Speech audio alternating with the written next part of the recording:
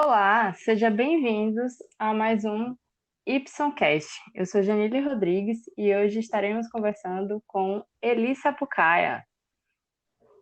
Olá, tudo bem? Sou Eli Sapucaia, sou psicóloga e economista. Atualmente estou finalizando a pós-graduação em Finanças, Banco e Investimento pela PUC e estamos aqui hoje para falar um pouquinho de produtividade, não é isso? Exatamente, hoje o assunto vai ser como a gente pode justamente se organizar, né? Utilizando até alguns conceitos da própria economia comportamental.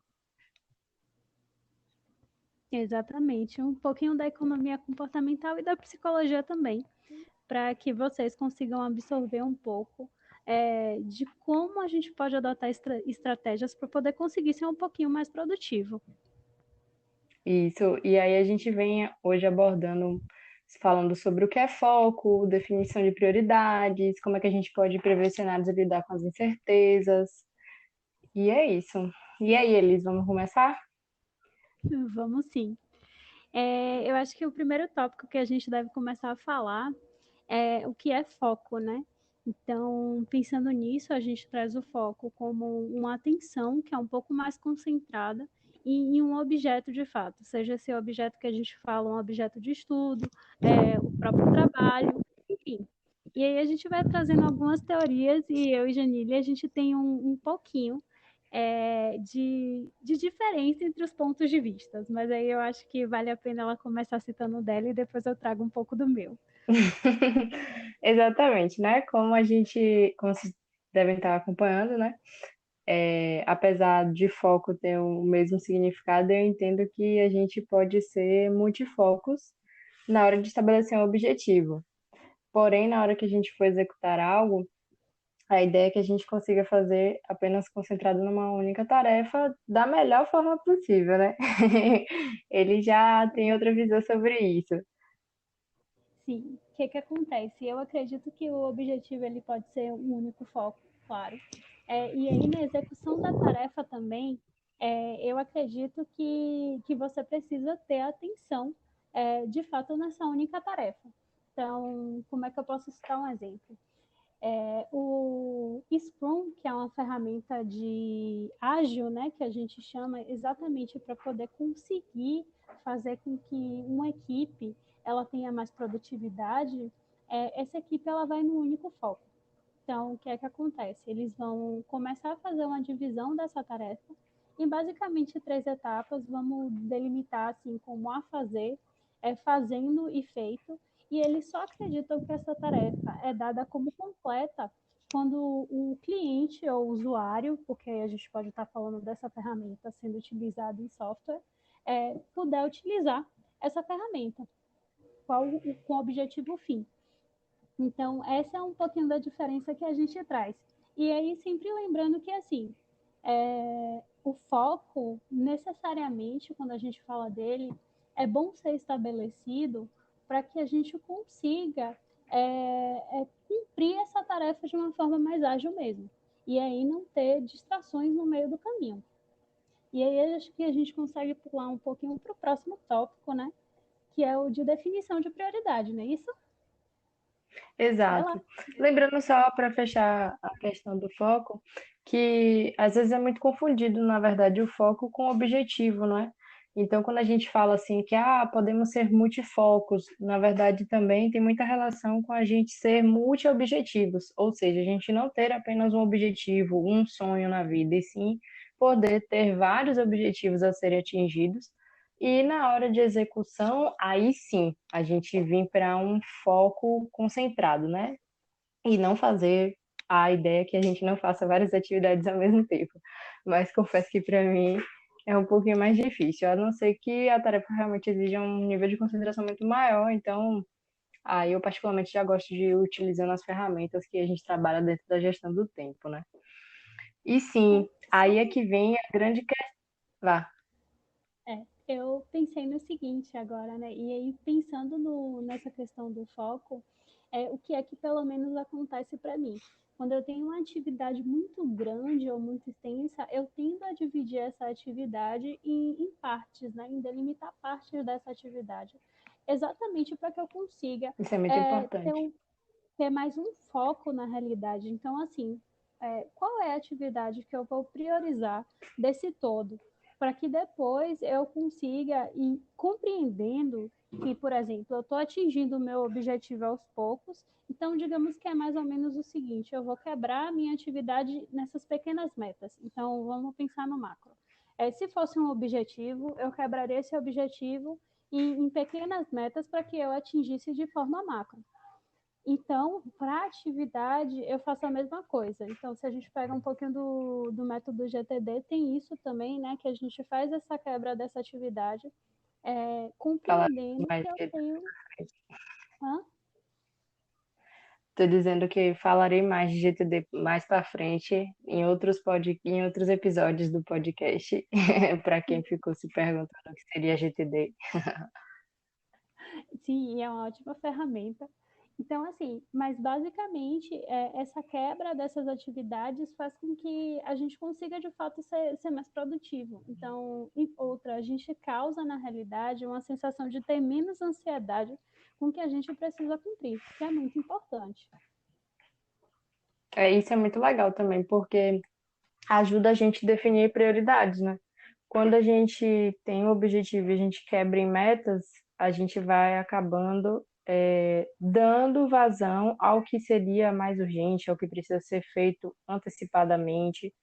E também é onde sai dessa questão do multifoco para único objetivo, e sim o multifoco ou no sentido de ter concentração de foco na execução da atividade, e não a concentração do foco em apenas o objetivo, que eu vejo muito assim de forma errônea, né?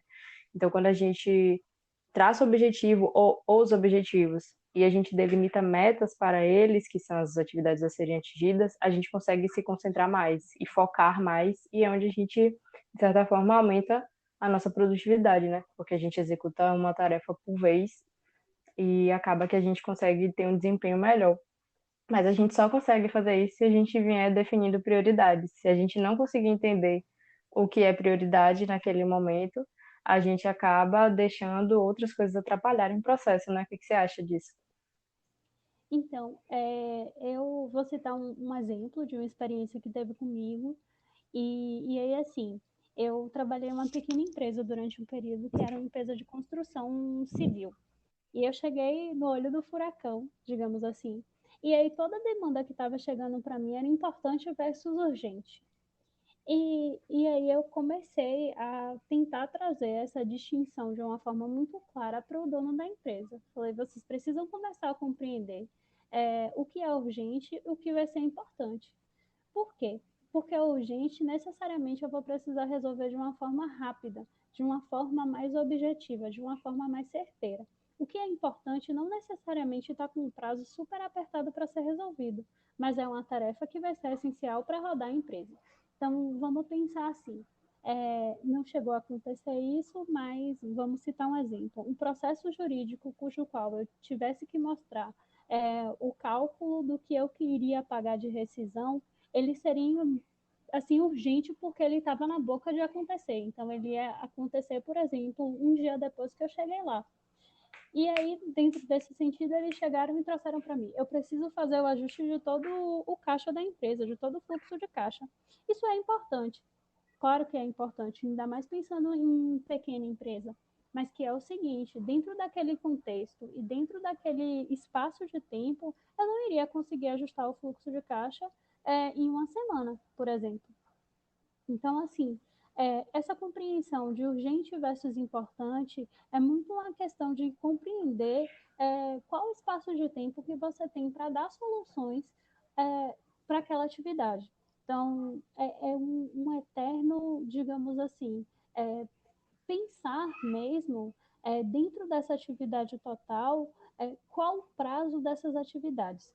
Então, nesse sentido, se a gente for começar a pegar a ferramenta que eu citei anteriormente, que é o Scrum, eles chegam e falam que eu vou listar, fazer minha lista de atividades e começar a compreender qual é a prioridade dessa atividade. Para o Scrum, o que é que acontece? A atividade prioritária é exatamente a atividade que vai ter mais peso. Ou seja, ela é a mais importante. E ela vai ser a primeira que eu vou definir como mais importante e vai ser a primeira que eu vou ter o foco para poder sanar. Porque depois dessa atividade feita, isso para o Scrum significa que o quê? Que as outras atividades serão, em tese, um pouco mais fáceis de serem solucionadas. Sim, porque tá tudo um pouco mais organizado, né? Exatamente. Então, quando a gente tem esse nível de organização, a gente consegue, na realidade, compreender como a gente vai fazer a nossa atividade, já vislumbrando, então, no espaço de tempo do futuro, inicialmente, como eu vou dar conta disso. Então, eu dividi em blocos, como eu falei do GTD, que aí vai uma mistura um pouco das duas ferramentas. Penso na atividade mais importante, qual é a minha atividade primordial, e a partir disso, prioriza essa atividade primordial. Então, a identificação disso também tem que ser partido muito do que a pessoa compreende do que ela está fazendo. Então, por exemplo, vamos pensar no TCC. Qual a parte mais importante do TCC? O que me toma mais tempo é o desenvolvimento. O resto eu consigo fazer uma construção a partir do desenvolvimento. Então, é a compreensão de, primeiro, do que leva mais tempo, e segundo, de quais são as outras atividades que são dependentes da atividade primordial. Esse é um ponto importante mesmo. E nesse contexto também a gente acaba tendo que incluir os espaços para prever certos imprevistos, né? Que é onde justamente a gente começa a lidar com as incertezas. Como você falou do TCC, a gente vai fazer o desenvolvimento, realmente a parte maior até, muitas vezes, né? Dependendo do TCC, claro, a gente vai levar um tempo maior nisso e a gente precisa também prever que, digamos, o tempo de execução da sua pesquisa, ela pode ter algum atraso, pode ter um imprevisto, pode dar errado em algum aspecto, como também pode dar certo, claro, né? A tendência é a gente se programar para sempre dar certo, mas a gente raramente se programa para e se der errado, né? E aí a gente começa a pensar justamente o que a gente pode fazer dentro dos cenários, né? Começa a esquematizar possíveis cenários de e se não der certo. E isso também vai nos ajudando a organizar melhor, né? Sim, até porque o que é que acontece? Quando eu penso nesses cenários de incerteza, quando eu crio hipóteses, né, na minha cabeça do que pode acontecer, bom, ruim ou no status quo, o que é que acaba acontecendo? Eu consigo, na realidade, adotar estratégias psicológicas para que eu consiga ter uma resposta mais rápida para o que dá errado. Então, se eu for pensar numa empresa e se eu for lidar comigo e com minha situação enquanto empresa, pensar Elis, instituição, eu vou começar a compreender que eu preciso ter uma gestão de risco para a minha vida. E se acontecer tudo o que eu previ, ótimo. Mas e se não acontecer, como é que fica isso? E aí eu vou trazendo outro aspecto que é muito psicológico, a gente tem dificuldade de vislumbrar a incerteza. Então vira um exercício psíquico mesmo, para que a pessoa consiga ter resposta mais rápida. Isso porque quando a gente pensa em futuro, a gente tem uma dificuldade muito grande de vislumbrar esse futuro exatamente pelo contexto de incerteza que ele traz. Então, pensando em prioridades, a gente sempre prioriza, e aí de forma autônoma, de funcionamento psíquico mesmo, é nosso, é do humano, a gente sempre prioriza o que é presente. E Psicológico. não, exatamente. E aí a gente não consegue, na realidade não é nem que não consiga, mas assim, a nossa tendência natural é que a gente pense É somente no pensar presente, agora. no aqui, E assim, no aí, aqui e nesse agora. Exatamente. E aí ainda tem outro processo, né, que é muito doloroso. Como o futuro ele traz uma incerteza ser muito humano, grande. Sim, assim, o futuro ele traz uma incerteza muito grande, então assim, pode dar certo, pode estar errado. E aí se eu tenho uma tendência a pensar que vai dar errado, eu tenho uma tendência a me afastar daquilo, porque aquilo de uma certa forma me causa dor. E aí vou colocar aspas no me causa dor, porque é uma dor psíquica, não é um fenômeno, digamos assim, tomei um beliscão. Não. Mas é uma dor psíquica e, consequentemente, eu que sou humana, eu quero a parte do prazer. E o que me dá prazer é pensar no que vai ser tudo bom e do melhor. Não necessariamente, se eu penso em gestão de risco, eu estou falando de alguma coisa que vai ser benéfica. Então, eu acho que a gente vai fazendo esse contraponto para poder, primeiro, começar a se entender dentro desse contexto, se entender enquanto humano também, para poder conseguir adotar as estratégias necessárias para poder analisar esses cenários de incerteza e se aproximar deles.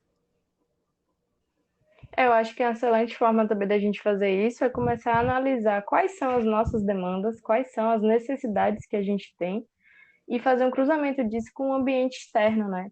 Então, quando a gente começa a olhar para o ambiente externo, ou seja, o que está ao nosso redor, as pessoas, o local de trabalho, ou o lugar que a gente estuda, o mercado, o país, enfim, a gente pode pensar em algumas coisas que poderiam acontecer, que poderiam atrapalhar a nossa organização pessoal, né?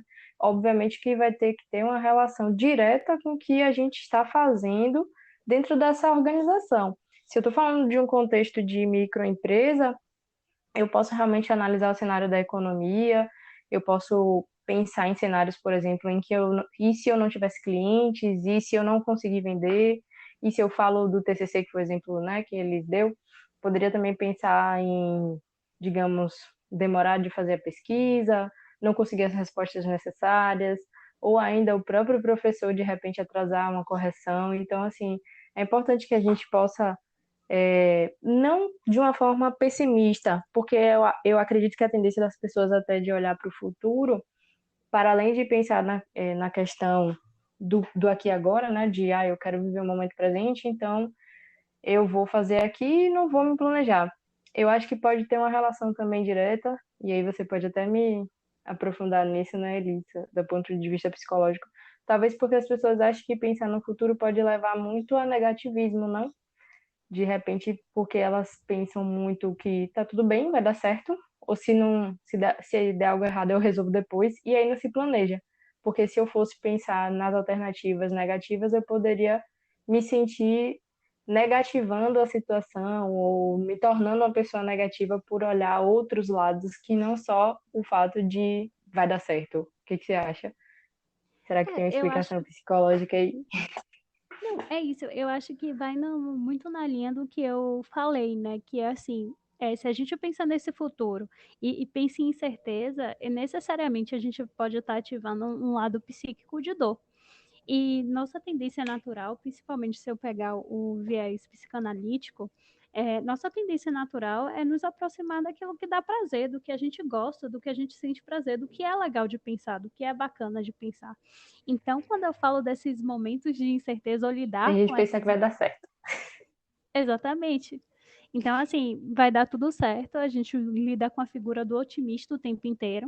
Então, vai dar tudo certo, vai dar sempre tudo certo. E aí eu não trago uma série de prevenções mesmo. E aí, nesse sentido, o que é que acontece? A gente tem esse gap mesmo, que é um gap mental, é nosso.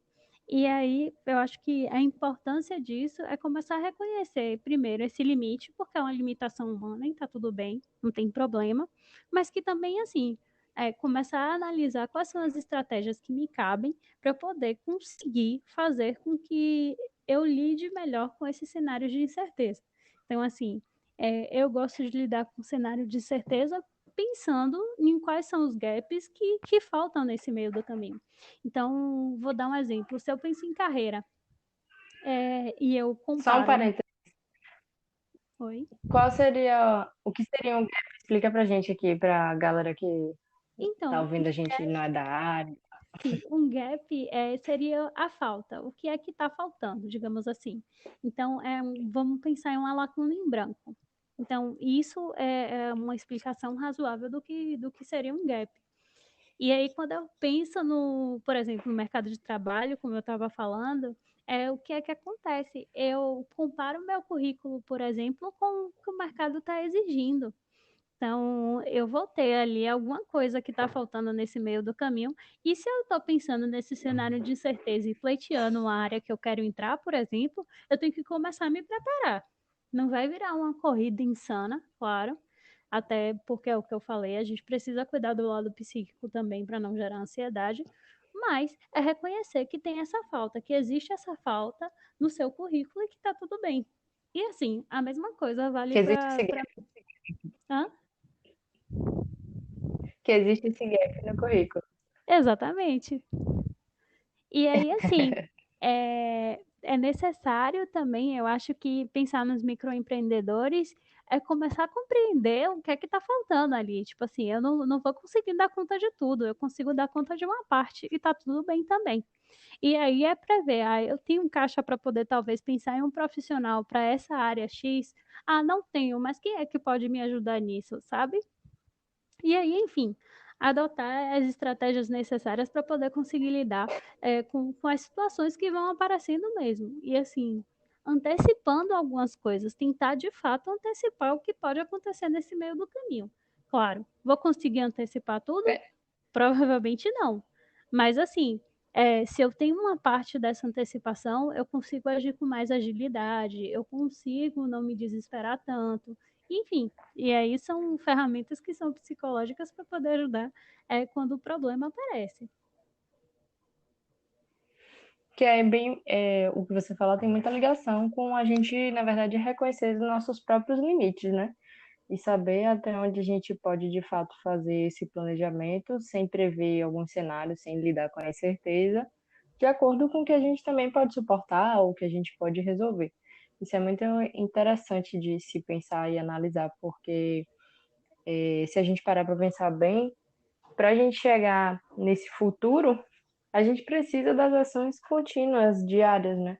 E se a gente não tem essas ações diárias, planejadas minimamente, a gente vai ter um pouco mais de dificuldade para chegar nesse futuro que a gente pensa, esse objetivo maior, esse foco inicial que a gente estava falando no início, né? Ou os focos que a gente possa ter estabelecido para as nossas vidas. Sim.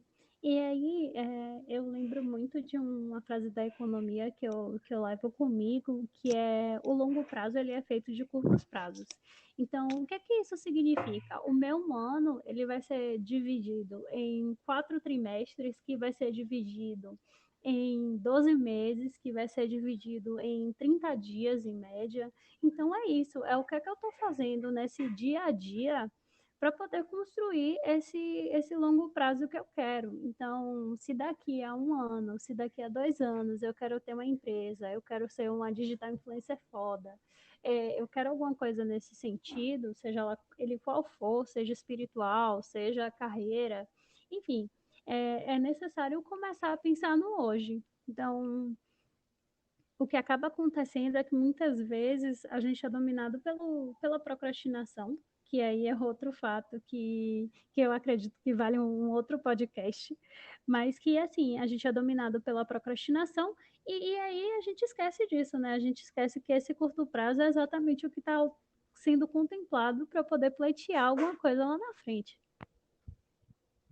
É minha sementinha que vai gerar a minha enorme árvore daqui a alguns anos ou meses, né? Dependendo do que a gente esteja plantando.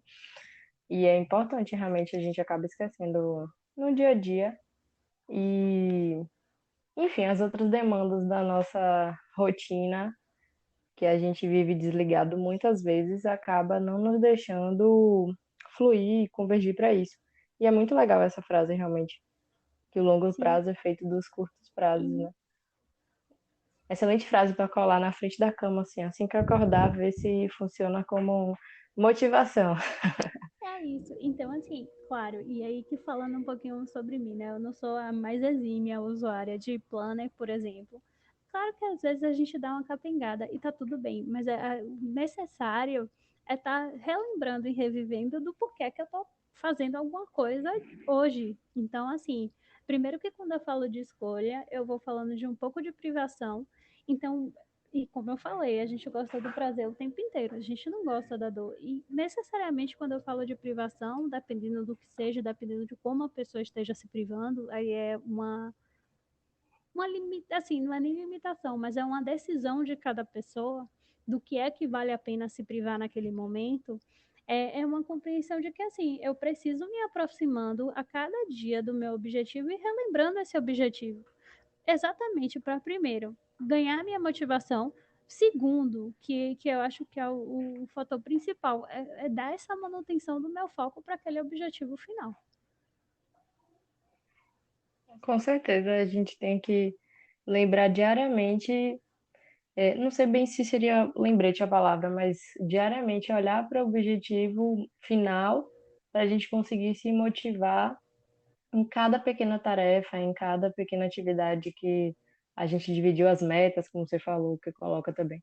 Assim, eu acredito que a gente consegue fazer mais motivado e consegue reduzir a procrastinação bastante, assim, né? Depender do nível, podendo chegar até a zero, quando a gente realmente está focado no objetivo maior.